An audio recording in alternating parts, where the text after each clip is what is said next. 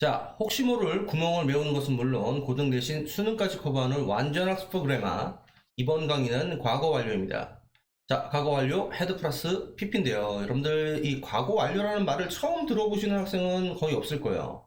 그래서 뭐 과거보다 먼저, 과거보다 이전 시대를 나타낼 때 영어에서는 이제 헤드 PP라는 것을 쓴다라는 정도로 이제 많이들 알고 계시는데, 이 과거 완료의 개념을 한국 학생들이 되게 어려워하고 되게 헷갈려합니다. 그리고 특히 이제 시험이랑 결부돼서 준비를 할 때 질문들을 상당히 많이 해요.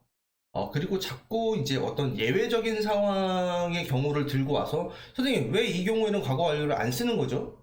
뭐 이렇게 질문하는 경우가 정말 많은 파트 중에 하나예요. 그 이유가 이제 앞에서 현재 완료 개념에서도 말씀을 드렸지만, 이 한국어로 자꾸 완료 시제를 판단하려 하는 것 때문에 그래요.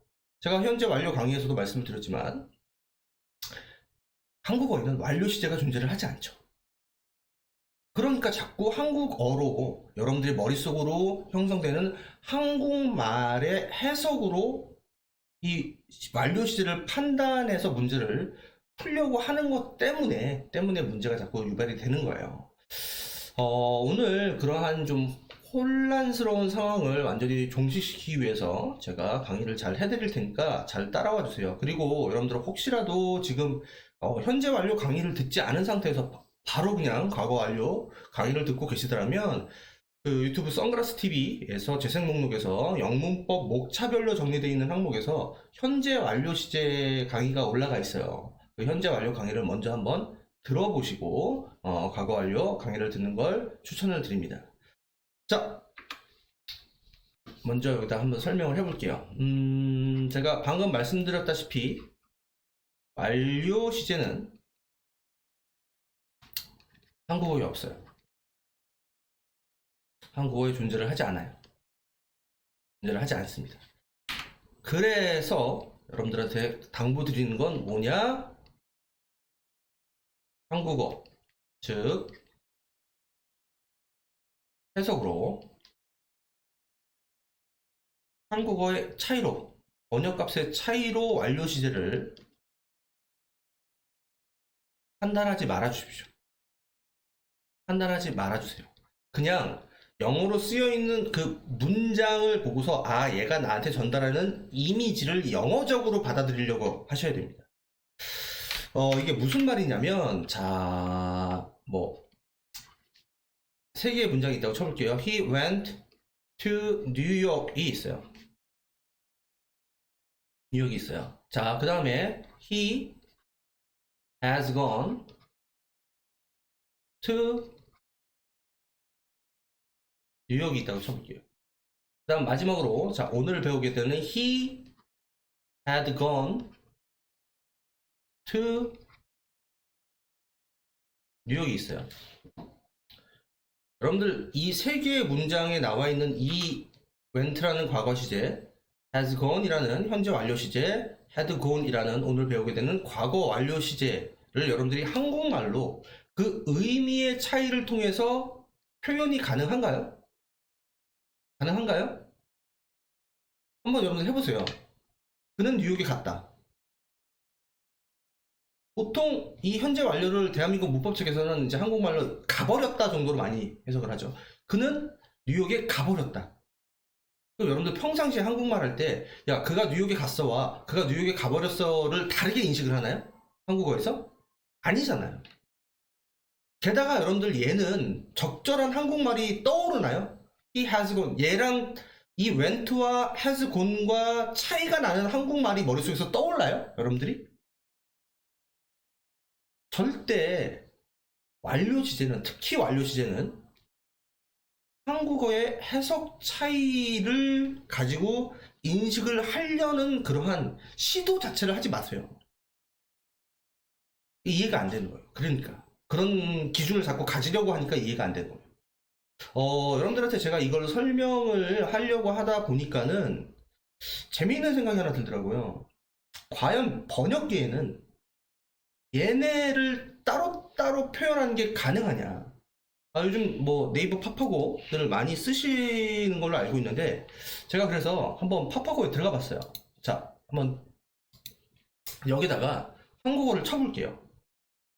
자, 그는 뉴욕에 갔다라고 하셨어요. 그랬더니 he went to New York 이렇게 떴어요. 그죠? 자, 그러면 나는 이제 현재 완료를 한번 쳐보겠어요. 현재 완료는 어떻게 표현이 되는지. 그래서 우리가 이제 보통 문법책에 나와 있는 결과 용법으로 가버렸다를 한번 쳐봤어요. 가버렸다. 쳤더니 he has gone to New York 이라고 현재 완료로 뜨더라고요. 그죠? 그럼 이제 had gone to New York을 어떻게 쳐야 될까? 뭐라 그래? 그래서 막 고민하다가 갔었었다? 그랬더니 had gone to는 아니고 had been to라고 이제 뭐 예전에 과거 이전에 갔었던 어떤 경험 콘트라고 나오진 않더라고요. 그래서 이상하다. 그럼 갔었다? 똑같이 나오더라고요. 그죠?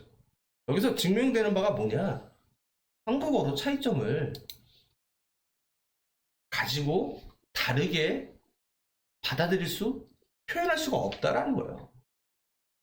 그러면 제가 현재 완료 시제에서 추천을 해드렸던 방법이 뭐냐? 이 모양을 그대로 가지고 이미지를 이해하라는 거였잖아요. 현재 완료 다시 한번 복습을 해보면 현재 완료라는 시제를 영어를 쓰는 사람들이 어떻게 표현을 하냐? have 플러스 pp라는 것을 가지고 표현하지 않느냐? 응? 그러면 이 have가 여러분들 가지다잖아요. 가지고 있다잖아요. 가지는 건 지금 눈으로 보이시지만 현재 시제로 나와 있어요. 이 have만 보세요. 자, 근데 얘가 무엇을 갖느냐에 얘가 들어가 있는 거죠. pp를 가져요. pp를 가져요. 그 pp가 한국말로 과거 분사라고 부르는 애인데, 그러면 여러분들 상식적으로 과거 분사가 현재의 상태를 나타내겠어요? 미래의 상태를 나타내겠어요? 과거의 상태를 나타내겠어요? 과거의 상태를 나타내겠죠. 그러면 벌써 이 모양 자체가, 우리가 쓰고 있는 이 모양 자체가, 영어에서 쓰고 있는 이 모양 자체가 모든 걸 말해준다라고요. 과거의 상태를 언제 가지고 있다? 지금 가지고 있어요 라고 머릿속으로 이미지를 그렇게 형성을 해야 된다는 거죠. 즉 얘를 영어로 만났을 때 간 건 과거고 그 상태를 지금까지도 유지하고 있어. 가버렸구나. 얘는 갔다. 뉴욕에 갔다. 과거에 그냥 갔었다 라는 표현인 거죠. 그래서 그가 뉴욕에 있는지 다시 되돌아왔는지 그런 건 중요하지 않아요. 그냥 과거에 갔다라고 표현을 한 거고, 얘는 그러면 이거와 다르게 얘는 간 상태를 지금도 가지고 있어. 그러면 그가 있는 곳은 뉴욕이겠구나. 지금 내가 말하고 있는 시점에서. 그런 어떤 이미지적인 차이. 한국말로 명확하게 구분을 할 필요가 없다고요. 그죠? 그러면 had go는 우리가 어떤 이미지를 가져야 되느냐예요. 역시 마찬가지로 이렇게 쓰는 이유가 있겠죠. had 플러스 pp라고 쓰는 이유가 있겠죠. 그거에 대해서 지금부터 한번 설명을 해볼게요. 자, 우리가 이제 앞에서도 잠깐 말씀드렸지만 우리가 과거 완료라는 것을 보통 어떻게 과거보다 이전을 표현하는 게 과거 완료다 라고들 많이들 알고 계세요. 뭐 틀리지 않는 말이에요. 근데 그거를 조금 더 명확하게 좀 이해를 해보자고요. 자, 예를 들면 우리가 친구들을 만나서 오래된 친구들 만나서 한 3년 전 얘기를 하고 있다고 쳐볼게요. 야, 우리 그때 영화관 갔던 거 기억해? 우리 그때 늦어가지고 막 미친듯이 헐레벌떡 뛰어가는데 영화가 이미 시작했었잖아. 이런 말을 한다고 쳐볼게요. 그럼 영화가 이미 시작했다 라는 표현을 영어로 하면 어떻게 해야 될까요? 자, 여기에 있습니다. 자, 여기에 있어요. 자, 얘가 없다고 생각하고 요 문장만 따로 잇따라 볼게요. The movie had already begun. 자, 제가 그 문장을 여기다 한번 그대로 써볼게요. The movie had already begun. 쳐볼게요. 그럼 제가 여러분들한테 말하고 싶은 건 뭐냐? 얘를 만났을 때 한국말로 has already begun과 뭐 그냥 began과 어떻게 다르게 읽으려고 하지 말고 머릿속으로 과거 완료니까 과거보다 이전이구나. 그러면 그 영화가 오타났네요. 그 영화가 어떠한 과거보다 그 이전에 이미 시작이 된 거구나 라는 정도로 이미지를 가지고 계시면 된다는 거예요. 무슨 말인지 알겠어요? 한국말로는 어차피 영화가 이미 시작했어. 아까 표현했지만 영화가 이미 시작했어 라고 표현밖에 안 돼요. 근데 제가 여러분들한테 상황을 도움을 주려고 자, 우리가 예전에 3년 전에 뭐 친구를 만나서 3년 전에 있었던 일을 추억한다고 생각해보자. 그때 달려갔는데 영화는 이미 시작했어 라고 제가 설명을 좀 더 알아듣기 쉽게 드린 것 뿐이에요.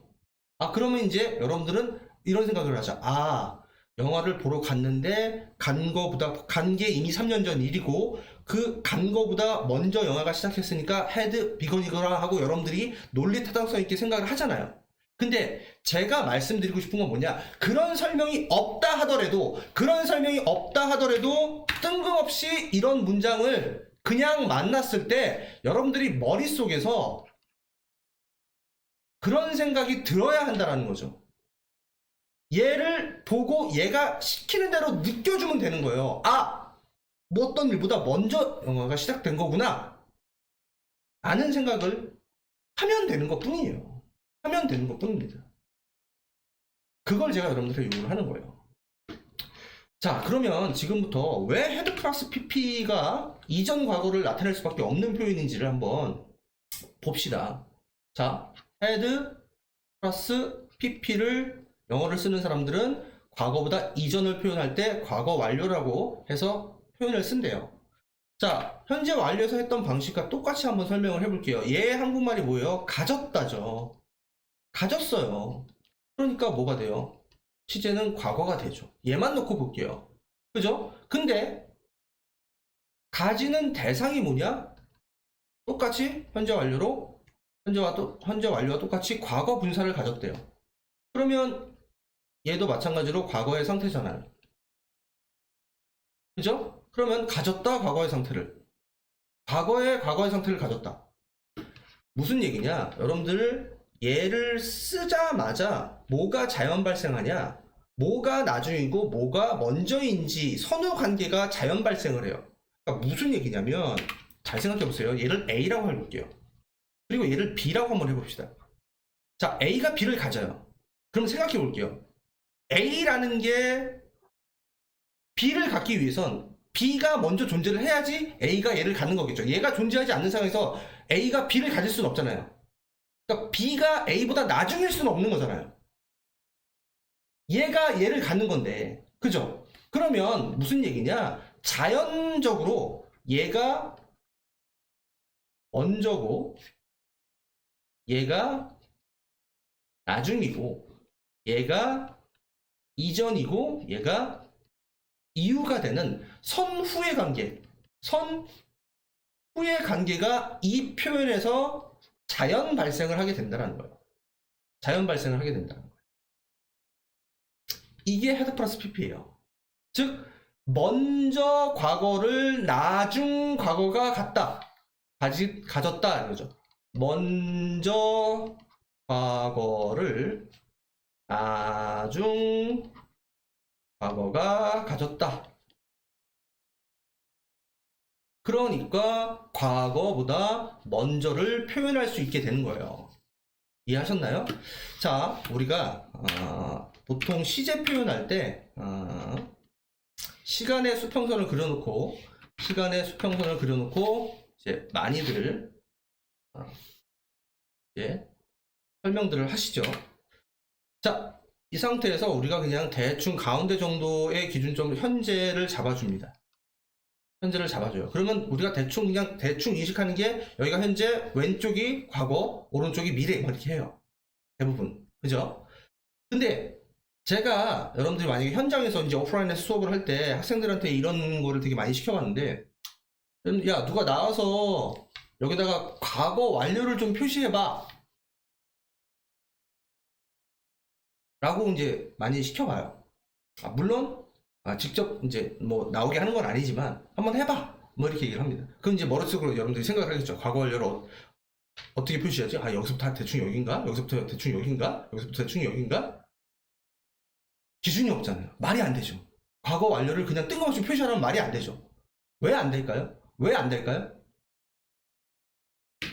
이런 경우에 가능해지죠. 자, 선생님이 여기를 과거라고 찍어줄게. 즉, 선생님이 여기다 기준점을 잡아줄게.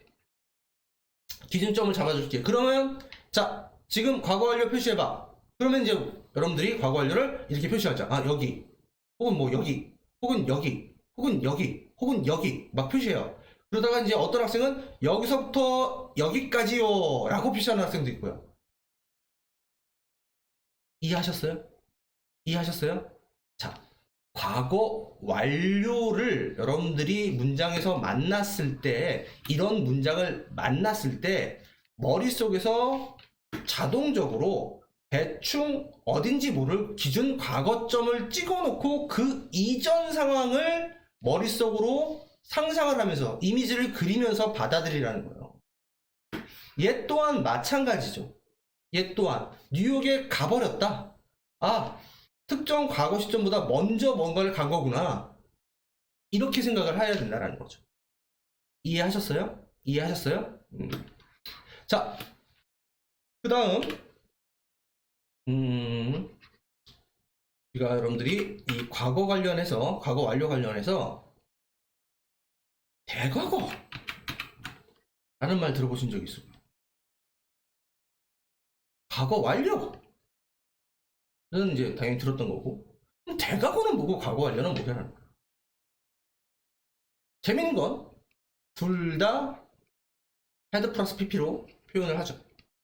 헤드 플러스 PP로 표현을 해요. 자, 얘는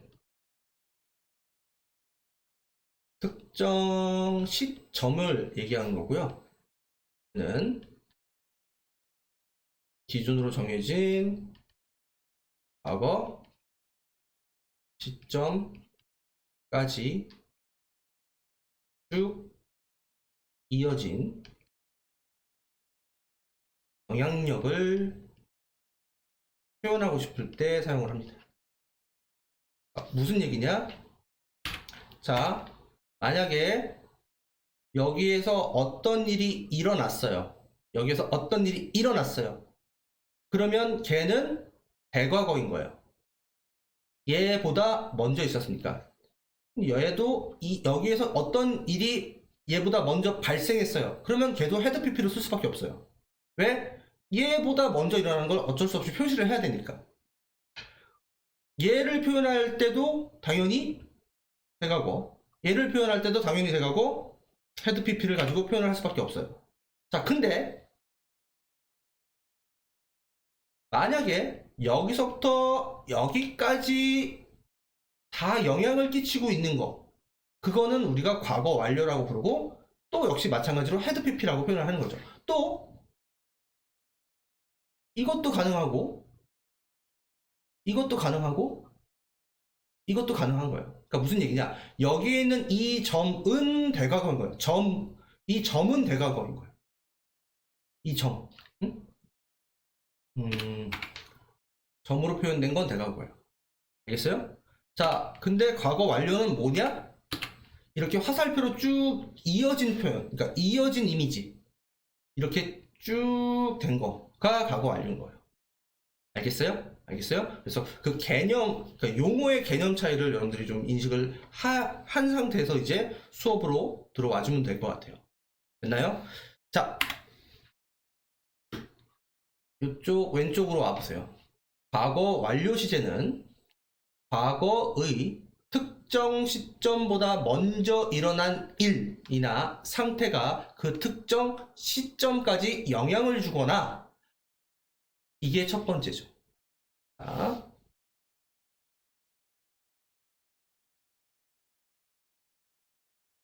영향을 줄 때 쓴다. 이게 바로 방금 제가 얘기했던 과거 완료입니다. 과거 완료예요. 자, 두 번째, 과거에 일어난 일, 두 가지 일 중 먼저 일어난 일을 명확하게 할 때 사용한다. 이게 바로 뭐냐? 대과거예요. 둘 다 헤드 플러스 pp로 표현을 할 수밖에 없고, 여러분들이 걱정할 게 없는 건 뭐냐? 얘냐 얘냐를 구별하는 것으로 시험 문제를 물어볼 수가 없어요. 얘냐 얘냐로 구별하는 게 안 되는 문장도 있고요. 어떤 문장은 명확하게 구별이, 즉 얘는 대과거야, 얘는 과거 완료야, 이렇게 명확하게 이제 구별이 될 수도 있지만, 대부분은 구별이 안 되고 그냥 혼용해서 이해를 하셔도 상관없어요. 근데 제가 여러분들한테 이걸 구분해서 말씀드리는 이유가 뭐냐면, 대한민국 문법책에 대과거라는 말도 나오고 과거 완료라는 말도 나오니까 그거를 여러분들한테 명확하게 이해를 드리고 싶어서 설명을 드리는 것 뿐이에요. 알겠나요? 그래서 이제 또 이제 중학교 문법 책에서는 이제 현재 완료와 마찬가지로 과거 완료에도 경험이라는 게 있고 결과라는 게 있고 계속이라는 게 있고 완료라는 것으로 이제 용법이 구분이 된다, 이렇게 이제 설명을 하고 있는데, 제가 현재 완료 강의에서도 말씀드렸지만 사실은 경험 결과 계속 완료를 이렇게 구분하는 게 문법적으로 되게 중요한 게 아닙니다. 중학교에서는 시험에 나올 수 있지만 고등학교에서는 나오지도 않고요. 그냥 전체 개념을 이해하시는 게 훨씬 더 중요한데, 어쨌든 이 강의를 보는 학생 중에 중학교 학생은 당연히 그런 시험을 대비를 해야 되니까 밑에 예문을 통해서 그 부분도 설명을 드릴게요.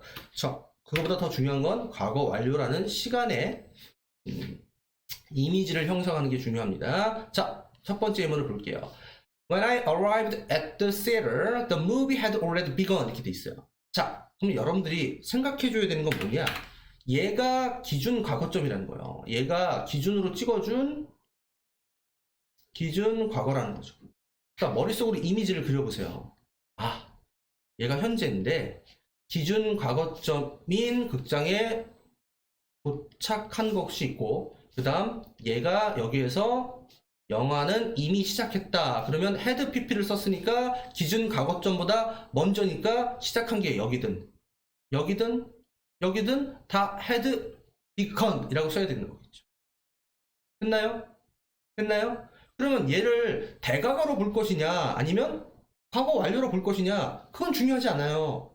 만약에 그냥 시작했다라고 시점만 표현하는 느낌으로 받아들였다면 그건 대과거인 거고, 시작해서 도착했을 때 내가 이미 그거에 대한 영향을 중간에서 볼 수밖에 없는 영향을 받았다라는 이미지로 표현을 하고 싶으면 과거 완료라고 해도 상관없는 거니까, 그러니까 그게 구별하는 게 별로 의미가 없다는 거죠. 사실은 무슨 말인지 알겠죠? 근데 중요한 건 뭐냐? 얘를 보고서 이 모양을 보고서 기준 과거점보다 먼저 발생한 일을 표현하고 있다라는 생각을 하는 게 중요하다라는 거죠. 이게 과거 완료예요. 알겠나요? 자, 그 다음에 여기서 추가로 드리고 싶은 말씀이 있어요. 자, 제가 질문을 꼭 과거 완료 할 때 이 질문을 꼭 하는데 대답을 못하는 학생들이 꽤 많더라고요. 자, 만약에 그러면 여기에 일어난 일은 무슨 시제를 써야 되니? 라고 질문을 해요. 혹은 여기에 일어난 일은 무슨 시제로 써야 되니? 혹은 여기에 일어난 일은 무슨 시제로 써야 되니? 그러면 애들이 선뜻 대답을 못 하더라고요. 무슨 시제로 써야 될까요? 당연히 얘네들은 과거 시제를 써야 됩니다. 왜? 현재 이전이잖아요. 과거 시제를 써야 돼요. 응? 그러니까 예를 들면 이런 질문을 하는 학생들이 있어요. He entered the room. and studied English 있어요. 그럼 꼭 딴 때는 질문 안 하다가 과거 완료를 배우고 오면 꼭 질문하는 학생들이 있어요. 선생님, 방에 들어가서 영어를 공부했으면 방에 들어간 게 먼저고 공부를 한 건 나중이니까 얘를 had pp라고 써야 되지 않나요? had entered라고 써야 되지 않나요? 라고 질문하는 학생이 꼭 나와요. 꼭 나와요. 자, 여러분들 그렇게 생각할 필요가 없어요. 기준점을 어디에 뒀는지에 따라서 표현은 달라지는 거예요. 그러니까 내가 얘를 기준으로 뒀어요. 얘를 기준 과거점. 얘가 얘야. 그러면 얘는 한 이쯤이 되겠죠? 그죠? 그러니까 나중 과거가 되는 거예요. 과거로 쓴 거예요, 그냥. 무슨 말인지 알겠어요? 그러니까 그런 질문을 하지 말라는 거예요. 그런 걸 물어보는 시험 문제가 나오지 않아요. 나오지 않습니다. 그러니까 이렇게 과거 완료를 써야 되는 상황의 문제에서는 항상 기준 과거점을 명확하게 주고 그거보다 이전의 상황에 관련된 문제를 물어보는 것이지 이런 걸 가지고 헷갈리게 해서 문제를 내지는 않아요. 그런 거 걱정하지 마세요. 알겠죠? 알겠죠? 자, 과거 완료의 용법 보겠습니다. 자, 마찬가지로 우리가 현재 완료에서 배웠던 것처럼 경험이 있고 결과가 있고 계속이 있고 완료가 있는데 시험에 대응하는 방법은 얘네랑 같이 쓰는 표현들을 많이 알고 계시면 된다고 그랬죠. 경험은 보통 ever, never 이런 거. 그 다음에 결과는 표현이 없고 자 해석을 통해서 이미지를 인식을 해야 되고 계속은 보통 for 플러스 기간 since 이래로 이런 표현들이랑 같이 그래서 그때부터 쭉 계속돼 왔다. 그죠? 그 다음에 완료는 보통 already, yet, just 이런 시간 표현과 그러니까 부사와 같이 사용이 될 때 보통 완료다. 라고 해서 같이 사용되는 표현들을 가지고 판단하는 게 시험 문제에서는 상당히 유리하다라고 얘기를 했었죠. 자, 예문을 한번 쭉 볼게요. 자, until last month. 지난달까지 그녀는 결코 파리를 방문했던 경험이 없어. 이렇게 되죠. 그러면 여기서 had bus를 쓴 이유는 뭐냐? 얘를 기준 과거점으로 찍어준 거예요. 기준 과거점으로 찍어준 거죠. 그러니까 무슨 얘기냐? 이렇게 있고 내가 현재인데 얘가 지난달이야. 라고 찍어준 겁니다. 그러면 얘는 뭘 표현한 거냐? 그 이전서부터 여기까지의 이 기간 동안 파리를 방문한 적이 없었어 라고 얘를 보고 여러분들이 머릿속에서 얘 이미지를 떠올리면 된다라는 거예요. 한국말로 얘를 막 되게 예쁘게 읽으려고 할 필요가 없다라는 거죠. 무슨 말인지 알겠죠? 응? 이미지를 떠올리는 게 중요하다. 모양을 보고 이미지를 떠올리는 게 중요하다. 됐나요? 자, 볼게요. 두 번째, 이제 결과인데, he had injured his leg and couldn't walk. 자, 다쳤대요, 다리를. 그래서 그 결과가, 다친 결과가 이어진 거죠. 결과로 걸을 수가 없었다. 자, 얘도, 보세요. 얘가 기준 과거가 되는 겁니다. 기준 과거가 돼요. 자, 얘가 현재인데, 걸을 수 없다가 얘야. 그러면 부상을 당한 건 그거보다 먼저일 거고 그 부상 당한 결과가 걸을 수 없는 이 시점까지 이어져야지 부상에서 회복했으면 안 되잖아. 걸을 수 있잖아. 이걸 말하는 거죠. 그래서 얘를 떠올렸을 때 얘의 이미지가 그려지면 되는 것 뿐이에요. 이해됐죠? 자, 얘도 보세요. I had studied English for 3 years. 자, 이렇게 보세요. 자, 3년 동안 영어를 공부해 왔다. 한국말로 얘를 차이를 어떻게 다르게 인식할 수 없어요. 그냥 공부해왔다 이렇게 할 수밖에 없어요. 얘가 has study여도 한국말로는 공부해왔다라고 할 수밖에 없어요. 자, 근데 여기 보니까 before I went to England. 내가 영어를 가기 전에 라고 기준 과거점을 찍어준단 말이에요. 기준 과거점을 찍어준단 말이에요. 이거 보세요. 얘가 현재고 여기에서 영국에 간 게 여기야. 얘가 기준점이야. 그러면 나는 그때부터 3년 전 정도부터 계속적으로 영어를 공부해왔다라는 이미지가 머릿속에서 그려지면 되는 것 뿐이에요. 됐어요? 그 다음 when I got to the airport. 자, 내가 갔을 때, 공항에 갔을 때 비행기는 이미 떠났다. 자, 얘가 기준 과거겠죠. 얘가 기준점으로 찍어준 과거예요. 그러면 얘의 이미지는 이거보다 이전이에요. 뭐야? 얘가 현재야. 자, 공항에 도착한 게 과거야. 이미 떠났다. 자, 여기에서 그냥 대충 이쯤에서 먼저 떠났어 라고 대과거로 표현을 한 걸 수도 있고, 떠나서 내가 비행기를 탈 수 없었어 까지를 내포하고 싶으면 과거 완료라고 말할 수도 있는 거고, 이건 대과거인지 과거 완료인지 구별이 안 돼요, 사실은. 무슨 말인지 알겠죠? 다만 얘를 봤을 때 얘가 여기를 포함해서 여기까지를 다 아우르는 그러한 표현이구나 정도가 머릿속에서 이미지로 그려지면 되는 것 뿐입니다. 이게 과거 완료예요. 그러니까 과거 완료를 반드시 써야 되는 건 아니에요. 아까 여기서 본 것처럼 내가 기준점을 어디로 놓고 볼 것이냐에 따라서 그냥 과거, 나중 과거 이렇게 쓸 수도 있는 거고요. 무슨 말인지 알겠어요? 과거 완료를 반드시 써야 한다라는 그러한 규칙이 있는 게 아니라고요. 여기서 한번 보세요. 과거 시제와 과거 완료 시제, 일어난 순서대로 말하고 있거나 before, after처럼 시간의 전후 관계를 분명히 알 수 있는 접속사와 함께 쓰일 때는 두 사건이 거의 동시에 일어난 경우에는 그리고 두 사건이 동시에 일어난 경우에는 그냥 단순 과거를 사용할 수 있다는 거죠. 그러니까 무슨 얘기냐? 다시 한번 말하지만 내가 현재인데 기준 과거점이 여기에 있어요. 기준점이 과거예요. 그리고 내가 표현하는 게 얘랑 거의 동시간이거나 아니면 그거보다 나중인 게 명백한 경우에는 그냥 둘 다 과거로 표현하면 된다고요. 무슨 말인지 알겠어요? 자, 예를 보세요. I only got home at about 11 o'clock 있어요. 자, 내가 대략 11시쯤에 도착한 게 기준 과거예요. 얘가 기준 과거입니다.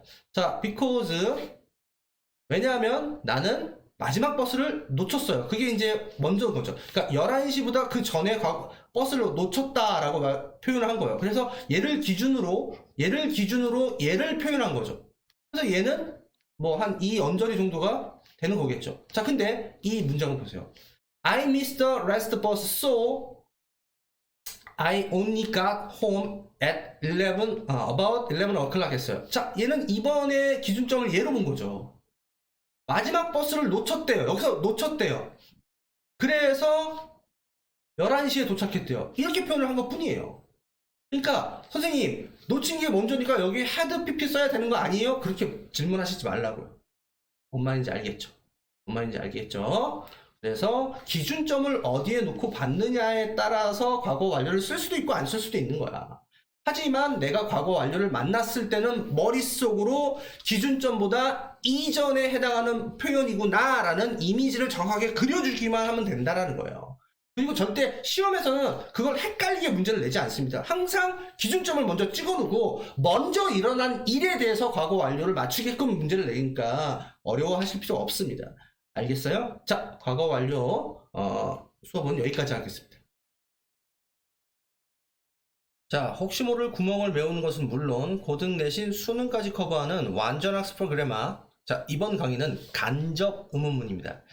자, 여러분들 뭐 많이 들어보셨는데 의문문은 뭐 직접 의문문 이렇게 따옴표를 우리가 쓰는 직접적으로 물어보는 의문문이 있고, 그 다음에 지금 오늘 우리가 배우게 되는 간접 의문문이 있는데, 이 간접 의문문이 뭐 밑에 또 나와 있지만 뭐 조금 더 공손한 느낌을 줄 수 있다 뭐 이렇게 돼 있는데, 그건 뭐 지금 문법적으로 그걸 테스트해 볼 수는 없는 거니까는요. 자, 그러면 간접 의문문에서 여러분들이 반드시 알아야 되는 문법 포인트가 무엇이 있는지를 지금부터 선생님이 짚어드릴게요. 자, 의문문이 독립적으로 쓰이지 않고 다른 문장에 포함돼서 주어나 목적어의 역할을 하는 의문문을 간접 의문문이라고 얘기를 한다. 자, 이렇게 읽어도 잘 머릿속에 와닿지 않죠? 자, 제가 요약을 해드릴게요. 일단 간접 의문문은 명사절이다 라는 것을 명확하게 알아두십시오. 자, 명사절이라는 건 뭐죠? 자, 어떤 단어들이 쭉 나열되어 있어요. 자, 근데 그 안에 주어도 있고 동사도 있고 하는 절입니다. 근데 얘가 문장 안에 들어가려면 여기에 누가 있어야 되죠? 접속사라는 게 있어야 되죠. 그죠? 자, 이렇게 접속사는 자기의 똘마니를 하나의 네모칸으로 묶게 되고, 이렇게 만들어진 이 네모칸이 어떤 품사의 역할을 할 때, 명사의 역할을 할 때 우리는 걔를 명사절이라고 부른다.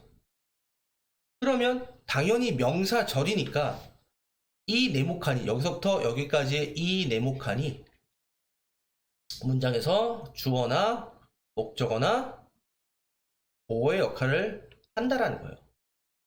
그래서 오늘 우리가 배우는 간접 의문은 명사절이니까 당연히 문장에서 주어, 목적어, 보어의 역할을 한다라는 거예요. 주로 주어하고 목적어 자리에 많이 포진이 되어 있는데, 자, 그러면 우리가 한번 봅시다. 지금 이렇게 굵은 글씨로 되어 있는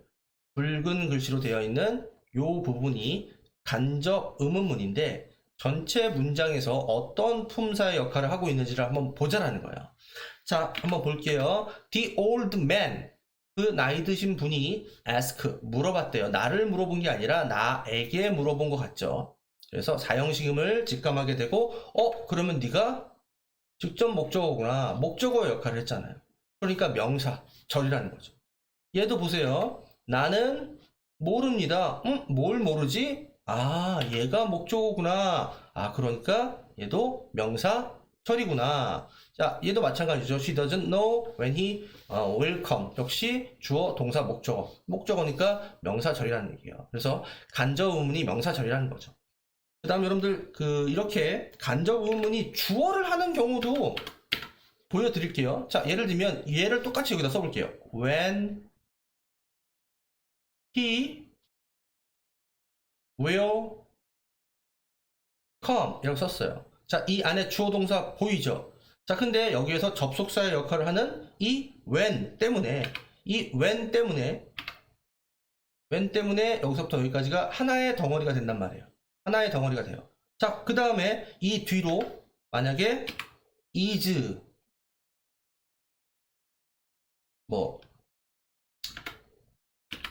not important 이렇게 쓰고 마침표를 찍었다고 쳐볼게요. 그러면 여러분들 너무 잘 보이죠? 얘가 전체 문장의 주어였던 거고 얘가 동사였던 거고 not important가 보여인 거잖아. 이 네모칸은요 중요하지 않습니다 이렇게 되는 거죠. 근데 네모칸이 그가 언제 오냐 하는 것은 중요하지 않아요 이렇게 되는 거죠. 이해되셨죠? 그래서 다시 한번 말씀드립니다. 간접 의문은 접속사 플러스 주어 동사의 덩어리가 접주동의 덩어리가 명사의 역할을 하는, 그래서 주어나 목적어나 보어 자리에 쓰는 명사절이다. 알겠죠? 그 다음 두 번째 여러분들이 놓치면 안 되는 포인트가 뭐냐, 분명히 의문문이라고 했잖아요. 의문문임에도 불구하고 간접 의문문은 평서문의 어순이어야 된다. 평서문의 어순. 자, 얘가 만약에 의문문이었다면 얘가 만약에 직접 의문문, 상대한테 물어보는 직접 의문문이라면 얘 모양은 뭐였을까요? 자, 내가 얼마나 나이 들었는지를 물어봤다. 그걸 직접적으로 물어보면 너 몇 살이야? 너 얼마나 나이 먹었어? 이렇게 물어보겠죠. 따옴표 안으로. 그럼 따옴표 안으로 쓰면 어떻게 쓸까요? How old are you? 하고 물음표를 찍고 따옴표 이렇게 쓰겠죠. 그죠? 그러니까 얘가 우리가 알고 있는 의문문의 어순이잖아요. 자, 근데 이렇게 간접 의문문은 문장에서 명사 자리에 들어가면서 이렇게 지금 보세요. I was가 아니라 was I가 아니라 I was로 무슨 문의 어순? 평서문의 어순이 된다라는 이 두 가지를 알고 계시면 됩니다. 됐나요? 자, 이게 가장 크게 개론적으로 간접 의문에서 여러분들이 알아둬야 되는 두 가지고요. 그 다음 이제 세부 사항들을 알아볼게요. 의문사가 있는 경우 의문사 플러스 주어 동사 이렇게 쓰면 된다. 즉 의문사가 있는 의문문은 자, 여러분들이 알고 있는 의, 주, 동의 공식으로 쓰시면 돼요. 왜 이렇게 쓰면 되냐면, 여러분들 뒤에 주어 동사가 있잖아요. 주어 동사가 있잖아요. 근데 이 의문사가 뭐의 기능을 담당하냐? 접속사의 역할을 자동으로 수행을 해줍니다. 접속사 역할을 얘가 수행을 해주게 돼요. 그래서 제가 아까 말씀드렸죠. 접주동의 모양이 돼서 네모칸이 되고 그게 명사 자리에 들어간다. 근데 의문사가 있는 경우에는 그 접속사 자리에 의문사가 자동으로 접속사 역할을 해주게 된다라는 거죠. 그래서 여러분들 보통 중학교 선생님들이 이제 간접 의문문, 의주동 이렇게 마치 공식처럼 여러분들 이제 암기를 하게끔 하는데, 그게 이런 원리 때문에 그런 겁니다. 그래서 얘를 합쳐서 간접 의문문으로 만들었더니 do you know 했어요. 어쨌든 나는 어떤 어순으로 써야 되냐? 평서문인 접주동의 평서문의 어순으로 써서 얘가 문장 안에서 명사의 역할 자리에 들어갈 수 있도록 해야 되는데, 지금 얘는 원본 문장에 who라는 의문사가 있었죠. 자, 근데 그 의문사는 뭐의 기능을 자동으로 수행하기 때문에, 접속사의 기능을 자동으로 수행하기 때문에 그 뒤에 그냥 he is만 붙이면 된다라는 것이죠. 됐나요? 이해하셨나요? 그래서 의문사가 있는 경우는 의주동 이렇게 됩니다. 그 다음, 자, 여러분들이 주의해 요거는 별 표시를 해주셔야 되는데, 요거 틀리는 학생들 꽤 많습니다. 간접 의문문에서요, 의문문의 의문사가 주어의 역할까지를 할 때가 있어요. 그러니까 예를 들면, 보세요. Who told you that? 누가 너한테 그 말했어? 이렇게 직접 의문문이 있다고 쳐볼게요. 자, 그러면 얘는 누가라는 의문사의 역할을 하는 동시에 말했다 너에게 그것을 이라는 누가 말했냐라는 누가에 해당하는 뭐의 역할까지를 동시에 해주고 있어요? 주어의 역할까지를 동시에 해주고 있죠. 그래서 얘가 의주동에서 의주까지를 동시에 해버리는 거죠. 그러면 그 뒤로 얘가, 자, 봐봐. 의주까지니까 의주동 이렇게 하고 나와야 되겠죠. 그죠? 얘도 마찬가지예요. 의문사로 무엇이 너를 슬프게 만들었니? 라고 따옴표로 말할 수 있는 직접 의문문인데, 얘가 의문사이자 뭐가 너를 슬프게 만들었냐? 주어 역할을 하고 있단 말이에요. 무엇이 만들었냐? 너를 슬프게. 이렇게 되는 거죠. 그죠? 그랬더니 얘를 간접화법으로 바꾸면, 간접 의문문으로 바꾸면 얘가 의문사이자 주어까지를 같이 하고 있으니까 의주동 이렇게 써줘야 된다는 거죠. 그죠? 자, 선생님, 뭐 되게 간단한데요? 의문사가 주어를 하면은 그냥 의문사 플러스 주어 동사니까 그냥 의문사 동사 쓰면 되잖아요. 자, 근데요, 어떤 학생들이 있냐? 얘를 자꾸 이렇게 쓰시는 분들이 있어요. 그 다음에 여기서 또 you를, 주어가 안 보이네 하고 you를 끌고 와서 이렇게 잘못된 문장으로 정답을 쓰시는 분들이 있다는 얘기예요. 무슨 말인지 알겠어요? 얘도 마찬가지예요. 얘도, 나는, 그러니까, 무슨 생각을 못한 거냐면, 이 what이 주어다라는 생각을 못한 거죠. 그래서 자기가 그렇게 할 필요가 없음에도 불구하고, 자기가 그냥, 의주동이라고 그랬는데, 주어가 안 보이네? 이렇게 잘못된 생각에서 얘를 또 이렇게 쓰는 애들도 있다라는 얘기예요.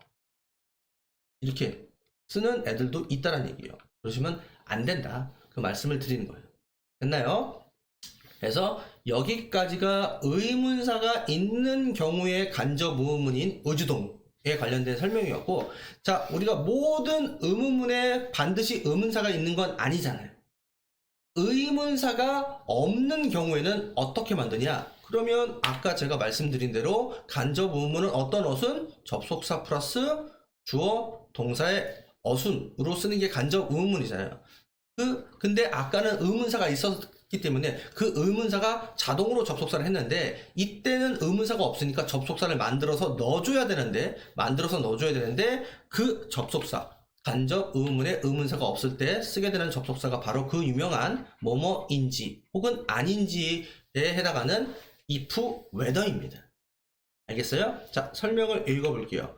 의문사가 없는 의문문이 간접 의문이 될 때는 if나 whether 플러스 주어 동사의 순서가 된다. 이렇게 간접 의문에 쓰인 if는 만약 뭐뭐라면이 아니라 조건이 아니라 뭐뭐인지 아닌지의 뜻이 된다. 이렇게 되는 거죠. 자, 볼게요. Can you tell me? 자, 나한테 말해줄 수 있습니까? 자, 얘였죠. 얘가 직접 아빠 너 나 좋아해? Do you like me? 라고 직접 의문문이 있어요. 자, 근데 여기서는 지금 의문사가 보이지 않죠. 의문사가 보이지 않아요. 자, 이랬을 때 얘를 어떻게 바꾸냐? 의문사 자리에 뭐나 뭘 쓴다? if나 whether를 쓴다. 그리고 주어 동사의 어순으로 바꿨으면 된다는 거예요.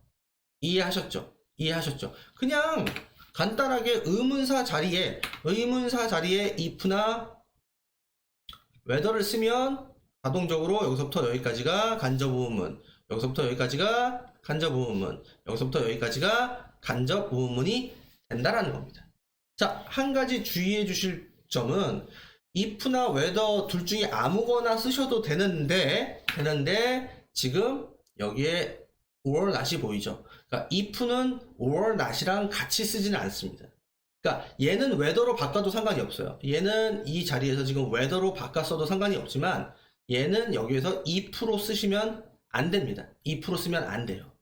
그래서 여기다 정리를 해드리면 if는 or not과 함께 쓰지는 않는다. 함께 사용하지는 않는다. 그래서 여기에 굳이 if가 아닌 whether를 적어 놓은 게 그겁니다. 알겠죠? 자, 그 다음 마지막 제일 시험에 많이 나오는 마지막 포인트, 주의해야 할 간접 의문문입니다. 생각이나 추측을 나타내는 동사인 think, believe, imagine, guess, suppose 뜻을 보세요. 자, 생각하다, 믿다, 뭐 상상하다, 추측하다, 뭐 가정하다 이런 의미의 동사가 쓰인 문장 안에서 간접 의문문이 목적어 자리에 들어갈 때 간접 의문문의 의문사가 문장 맨 앞으로 가야 된다. 뒤에 남는 단어 요소는 주어 동사다. 이게 돼 있어요. 자, 여러분들 지금까지 배운 대로라면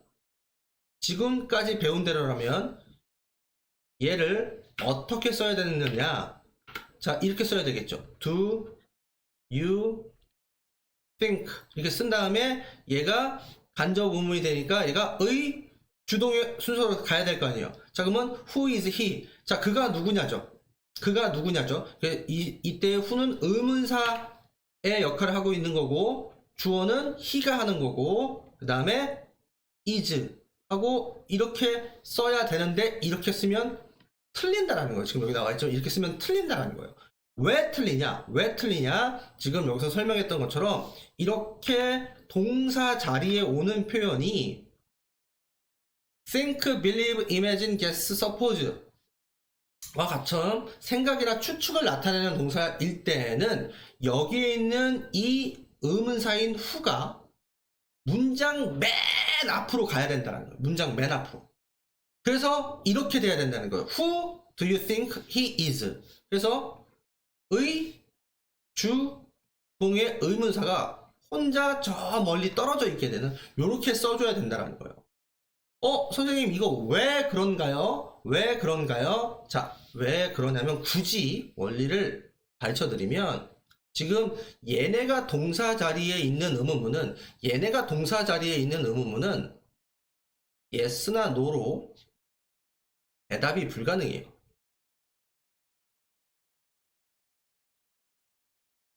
자, 이게 무슨 얘기냐? Do you think who is he? 야, 너 그가 누구라고 생각하니? 라고 물어봤어요. 누구라고 생각하니? 라고 물어봤어요. 그러면 그 질문을 받은 사람이 yes, 그래, no, 아니 이렇게 대답을 할 수가 없죠. 자, 여기서 보세요. Can you tell me if he likes me? 자, 너 나한테 말해줄 수 있어? 네가 날 좋아하는지? 말해줄 수 있으면 yes 말해줄 수 있어. 말해줄 수 없으면 no 말해줄 수 없어. 이렇게 yes, no 대답이 가능하잖아요. 자, 근데 얘는 yes, no 대답이 불가능하다고. 그러면 yes, no 대답이 불가능했을 때 상대방한테 듣고자 하는 질문의 내용이 뭐죠? 너 생각해 그가 누구라고 생각하니? 즉 상대방한테 가장 듣고 싶은 말은 누구라는 말에 대한 정답이죠. 그래서 이 의문사를 내가 들어야 되는 대답에 해당하는 표현을 가장 맨 앞에 위치를 시켜서 강조를 하는 겁니다. 이해되셨나요? 그래서 yes나 no 대답이 불가능하기 때문에 내가 답으로 듣고자 하는, 대답으로 듣고자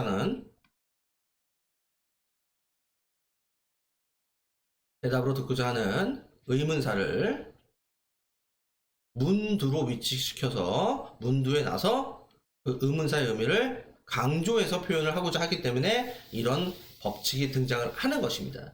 알겠죠? 여러분들 이거 문제 많이 풀어보시면 그렇게 어렵지 않습니다.